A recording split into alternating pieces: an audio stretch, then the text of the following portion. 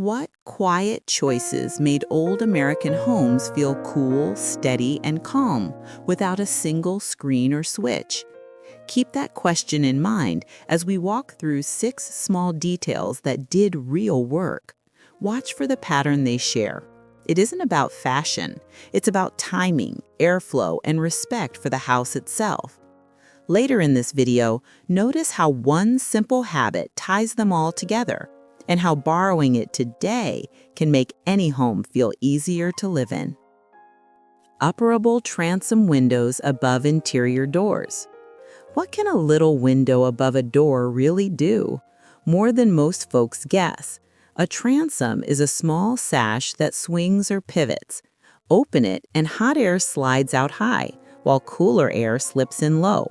That means you keep the door shut for privacy, yet the room still breathes. In tall city houses, stacked halls work like a chimney. Crack a few upstairs transoms, open a shaded window downstairs. You've built a river of air without a fan. Transoms also share daylight with hallways, so you use fewer lamps. Families learned a nightly rhythm. Open transoms after sundown to flush heat, then close them in the morning to hold the cool. Builders liked them because they were cheap, fast, and didn't fight the layout. Tenants liked them because they cut smells and kept noise down. Later in this video, listen for how this same high out, low in idea shows up elsewhere. When AC arrived, many transoms were painted shut, some came down, but the physics did not change. High vents still move heat. Small openings still make a big difference. If you live with stuffy rooms, a working transom or even a high louver can turn stale air into a slow, steady breeze. It's a tiny tool that rewards a simple habit. Open at the right time, close at the right time. Non-electric ice boxes, block ice refrigerators. How do you keep food safe when the power does nothing for you? The answer used to roll down the street on a truck. The icebox was a wooden cabinet lined with zinc or tin. A big block of ice sat in the top chamber. Cold air fell into the food area. Melt water dripped into a pan you had to empty. Families posted an ice card in the window, 25, 50, 75, or 100 pounds. The icemen checked the number, shouldered the block with tongs, and set it in place. The whole system ran on rhythm. You opened the door fast, grabbed what you needed, and shut it quick. No browsing. In summer, you planned meals around ice melt and delivery days. Kids learned to rotate milk and butter so nothing spoiled. The lesson is simple. Cold is a tool and it costs. Treat it with respect. Electric fridges won because they made cold constant and cheap. Yet the icebox taught habits that still pay off. Plan your food, use it on time, and keep doors closed. Later in this video, we'll link that mindset to one more cooling trick you can use at night. If you ever lost power for a few days, you know the old way makes sense. The cabinet, the block, the drip pan, plain parts working together, run by a family that paid attention. That attention saved money and kept supper safe. Coal chutes to basement bins. How do you feed a furnace without dragging dirt through the parlor? City row houses in many early suburbs had a small iron door down by the sidewalk. On delivery day, the truck backed in, a metal chute slid to the door, then roar, the coal poured into a basement bin. Inside, someone kept the fire alive. Open the draft, shovel the right amount, shake the grates, carry ash out to the curb. It wasn't glamorous, it worked. Heat rose steady when you kept the rhythm. Skip a step and you woke to a cold house. Over time, families learned to read the fire by color and sound. Too much smoke, bad draft. Hard clinkers, poor coal, or bad timing. That daily duty trained patience and care. Later in this video, notice how the same little tasks done on time pattern shows up in food and airflow. When oil and gas replaced coal, chute doors were sealed or bricked, but the small square still shows on many foundations. It's a mark of an older idea. Your comfort depends on skill and schedule, not just on a button. There's a modern echo here. Filters need changing. Vents need clearing. A home still rewards attention. The coal era just made that truth obvious, and it gave families a steady pride. The house was warm because you made it warm.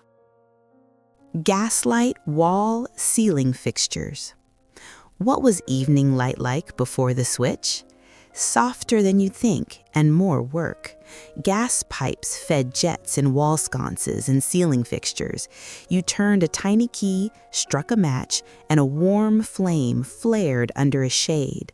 The glow felt friendly, close, and flattering. It also made heat and soot. Ceilings yellowed. Glass needed washing. Curtains stayed clear of the flame. Households learned a careful dance.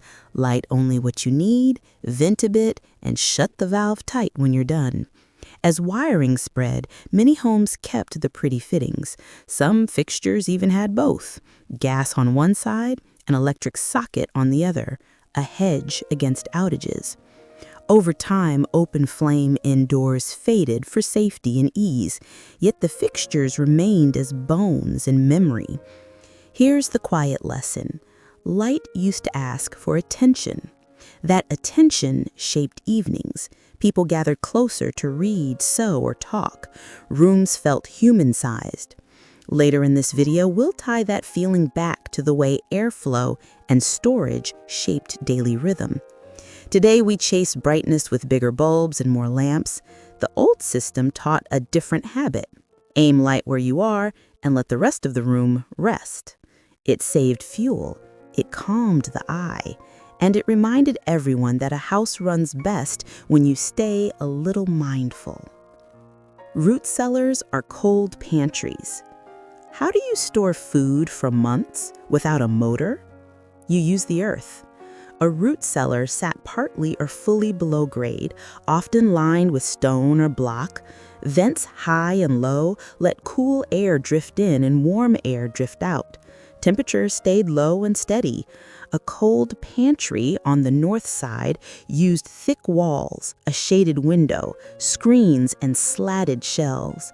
Families filled these spaces with potatoes, beets, carrots, apples, jars of pickles, crocks of sauerkraut, and covered butter. They canned in late summer, stacked the shelves by date, and ate through winter with little waste. Labels mattered, rotation mattered. Kids learned which jar to grab next.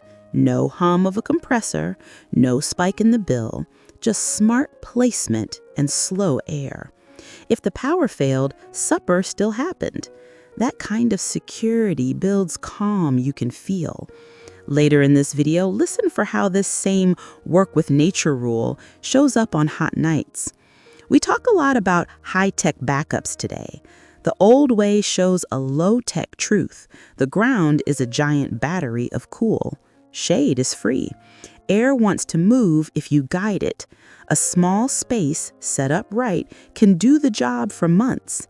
It isn't fancy, it's steady. And steady wins when the weather swings or the grid wobbles. Sleeping porches.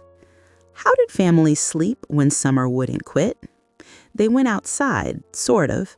A sleeping porch is a screened room, often off an upstairs bedroom or along the back of the house. At night, folks carried light quilts and pillows out there and let moving air do its work. Screens kept the bugs away. Height let heat rise past you and drift off into the night. In cities, porches faced alleys and caught grid breezes. In towns, they looked over trees and gardens. Doctors praised the fresh air. Parents liked the quiet. People woke at dawn feeling human again. When AC spread, many porches closed in or became sunrooms, but the physics still holds. Shade plus elevation plus airflow cools bodies fast. The trick is timing. Open the house after sundown to flush heat, close it in the morning to trap the cool. Later in this video, we'll link that same rhythm to those small upper windows and the way kitchens handled cold. Modern life tempts us to push a button and ignore the weather. The old way teaches the opposite. Work with the night. The reward is real rest. If you've ever napped near a screened window and felt your pulse slow, you know the gift. It cost almost nothing except the habit of paying attention to the wind you already have.